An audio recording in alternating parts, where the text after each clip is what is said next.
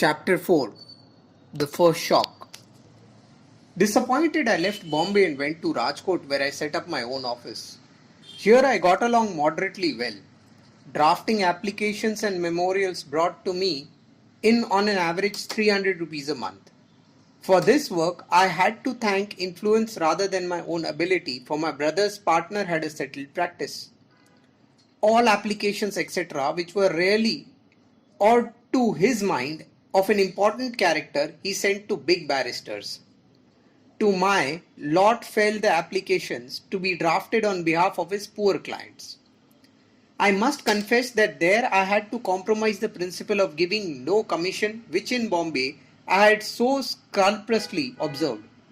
I was told that conditions in these two cases were different, that whilst in Bombay commissions had to be paid to touts, here they had to be paid to vakils who briefed you, and that here as in Bombay all barristers without exception paid a percentage of their fees as commission. The argument of my brother was for me unanswerable. You see, said he, that I am in partnership with another vakil. I shall always be inclined to make over to you all our cases with which you can possibly deal, and if you refuse to pay a commission to my partner, you are sure to embarrass me. As you and I have a joint establishment, your fees comes to our common purse and I automatically get a share. But what about my partner? Supposing he gave the same case to some other barrister, he would certainly get his commission from him. I was taken in by this plea and felt that if I was to practice as a barrister, I could not press my principle regarding commissions in such cases. That is how I argued with myself, or to put it bluntly, how I deceived myself. Let me add, however, that I do not remember ever to have given commission in respect of any other case.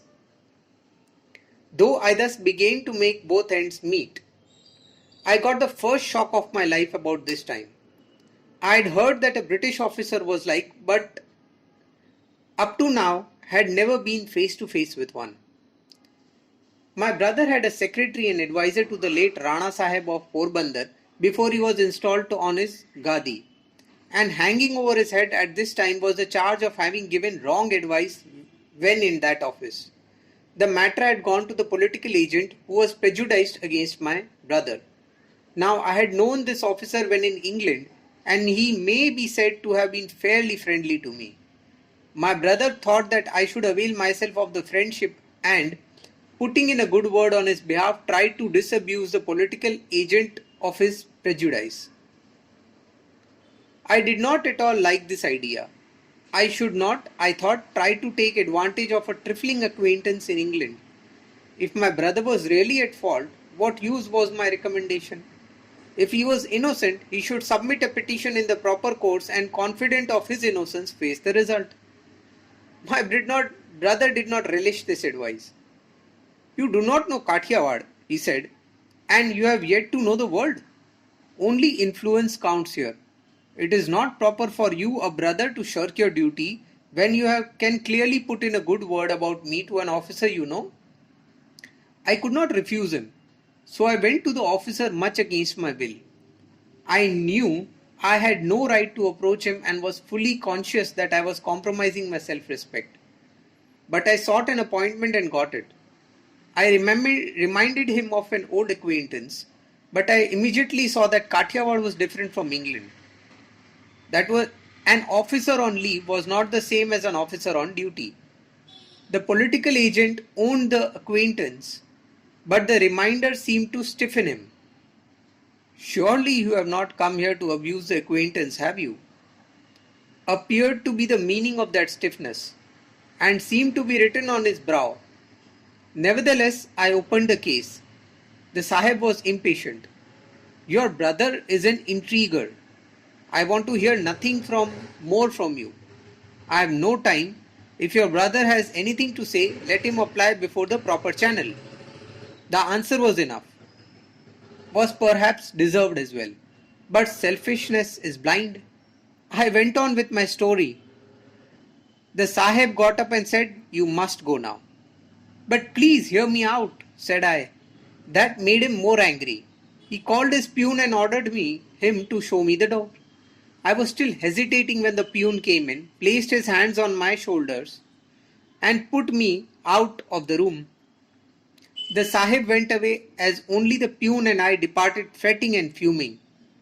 I at once wrote out and sent a note to this effect: "You have insulted me. You have assaulted me through your peon. If you make no amends, I shall have to proceed against you." Quick came the answer through his sover: "You were rude to me. I asked you to go and you would not. I had no option but to order my peon to show you the door. Even after he asked you to leave the office, you did not do so. He therefore had to use just enough force to send you out. You are at liberty to proceed as you wish." With this answer in my pocket, I came home crestfallen and told my brother all that had happened. He was grieved, but was at a loss as to how to console me. He spoke to his vakil friends, for I did not know how to proceed against the Sahib. Sir Firuz Shah Mehta happened to be in Rajkot at this time, having come down from Bombay for some case. But how could a junior barrister like me, dare to see him? So I sent him the papers of my case through the vakil who had engaged him and begged for his advice. "Tell Gandhi," he said, "such things are the common experience of many vakils and barristers. He is still fresh from England and hot-blooded. He does not know British officers. If he would earn something and have an easy time here, let him tear up the note and pocket the insult. He will gain nothing by proceeding against the Sahib, and on the contrary will very well likely ruin himself. Tell him he has yet to know life." The advice was as bitter as a poison to me, but I had to swallow it. I pocketed the insult, but also profited by it. Never again shall I place myself in such a false position. Never again shall I try to exploit friendship in this way, said I to myself, and since then I have never been guilty of a breach of that determination. This shock changed the course of my life.